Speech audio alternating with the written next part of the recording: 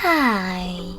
In front of me is Huawei Nova 11 Pro, and today I would like to show you how you can switch on or off app notifications.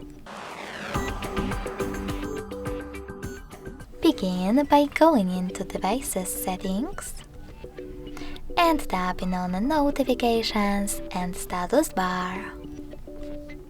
Now click on Most Recent and pick the best filter for you. In my case, Most Frequent.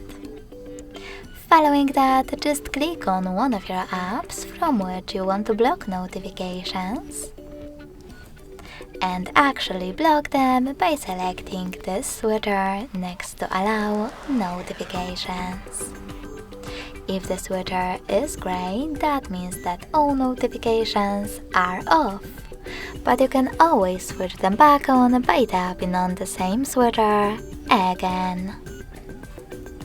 Thanks so much for watching. If you enjoyed this video, don't forget to leave a like, comment and subscribe. Bye!